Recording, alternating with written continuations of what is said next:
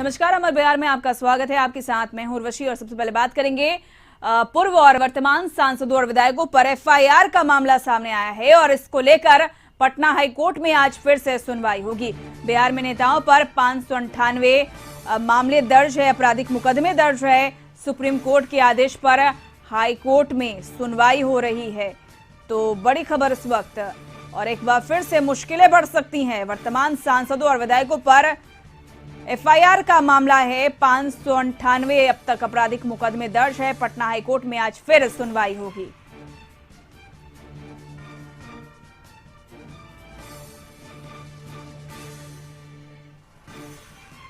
बिहार में नेताओं पर 598 आपराधिक मुकदमे दर्ज है।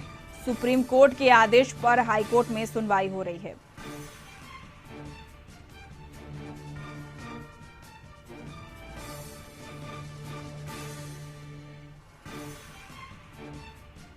पूर्व और वर्तमान सांसदों विधायकों पर एफआईआर का मामला है और पटना हाईकोर्ट में आज फिर से इस मामले पर सुनवाई होगी। आपको बता दें कि सुप्रीम कोर्ट के आदेश पर हाईकोर्ट में सुनवाई हो रही है।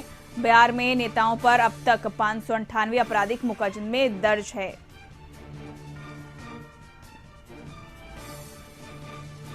और अधिक जानकारी के लिए बात करेंगे, वरिष्ठ सहयोगी अरुण चौरसिया जुड़ चुके हैं। अरुण जी, 598 मामले दर्ज है, आपराधिक मुकदमे दर्ज है, मुश्किलें बढ़ सकती हैं।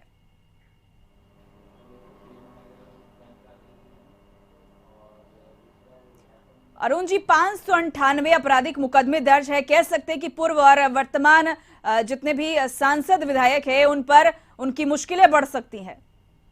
हाँ, देखिए, निश्चित रूप से इन मामलों की पहले भी समीक्षा हुई है और हाईकोर्ट में जो है आज पूरे मामले की समीक्षा होगी। प्रगति रिपोर्ट पेश की जाएगी कि आखिर ये जो मामले 598 हैं उनकी जो अभी सुनवाई हो रही है वो किस स्टेज में गई है। क्योंकि ये जो मामला है, जब नरेंद्र मोदी की सरकार पहली बार 2014 में आई थी, उसी समय संसद में ये मामला आया था और उस दौरान सरकार ने निर्णय लिया था कि जो भी जनप्रतिनिधि हैं, चाहे वो सांसद हों, विधायक हो, विधान पार्षद हों, इनके संबंधित इन पर कई तरह के मामले दर्ज हैं। कई पर आपराधिक मामले हैं तो कई जो है जैसे धरना प्रदर्शन या कई अन्य गतिविधि में शामिल होते हैं, तो उसको लेकर भी मामले दर्ज होते रहे हैं। सरकार ने उसी समय यह निर्णय लिया था कि जो भी सांसद या विधायक हैं या पूर्व हैं जनप्रतिनिधि, इन पर जो भी मामले हैं उसकी त्वरित गति से सुनवाई हो जाए और उस पर फैसला हो जाए, ताकि जो निर्दोष हैं वो बरी हो जाए और जो आपराधिक चरित्र के हैं या जिन्होंने किसी तरह की गड़बड़ी की है उस पर उनको सजा हो जाए। ये बीच में तेजी से मामला चल रहा था, लेकिन बाद में इस मामले की सुनवाई में काफ़ी ढील हुई और यही वजह है कि सुप्रीम कोर्ट में जब ये मामला गया तो सुप्रीम कोर्ट ने कहा कि ये जो मामले हैं इसको तेज़ी से निपटाया जाए और उन्होंने सभी संबंधित हाई कोर्ट को इसके लिए निगरानी करने का निर्देश दिया। यही वजह है कि बिहार में भी इसकी निगरानी हो रही है। पटना हाई कोर्ट में आज फिर से सुनवाई होनी है और वहाँ प्रगति रिपोर्ट पेश की जाएगी कि जो एमपी एमएलए के लिए जो सुनवाई हो रही है, जो बिहार में कुल 598 मामले हैं। आपको बताते चलें कि 2 दिन पहले ही तेजस्वी यादव और तेज प्रताप भी एक इसी तरह की मामले में सुनवाई के दौरान कोर्ट में हाजिर हुए थे। यानी दिख रहा है जो कि सुप्रीम कोर्ट ने जो आदेश दिया है और हाई कोर्ट जिस तरह से निगरानी कर रही है उसका असर दिख रहा है और जो भी इस तरह जनप्रतिनिधियों के खिलाफ जो मामले हैं उसकी सुनवाई तेज़ी से हो रही है। अगर सुनवाई तेज़ी से होगी तो उस पर फैसला भी जल्द होगा। ये भी बताते चलो कि पिछले बार गया के अतरी में विधायक थी जो स्वर्गीय हो चुकी है कुंती देवी, उनको इसी जो विशेष अदालत बनी है, विशेष कोर्ट बना है, उसी कोर्ट से उन्हें सज़ा मिली थी और वो जेल में बंद थी। न्यायिक हिरासत के दौरान ही वो बीमार हुई और फिर पीएमसीएच में इलाज के दौरान मौत हो गई।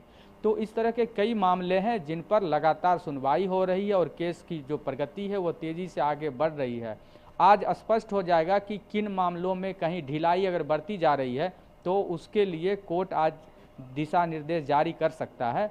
तो ये जो 598 कुल मामले हैं जिसमें कई वर्तमान सांसद विधायक हैं तो कई जो पूर्व हो चुके हैं उनके भी खिलाफ मामला दर्ज है। आज प्रगति रिपोर्ट होगी, उसकी समीक्षा होगी तो निश्चित रूप से जो सुनवाई हो रही है उसमें और तेजी आएगी और जल्द ही इन फैसलों का निपटारा हो सकेगा। चलिए, बहुत बहुत शुक्रिया अरुण जी तमाम जानकारियों के लिए। तो जल्दी मामले का निपटारा हो जाएगा। हालांकि हाईकोर्ट के बाद, सुप्रीम कोर्ट के बाद ये मामला हाईकोर्ट में चल रहा है और जिस पर सुनवाई होगी।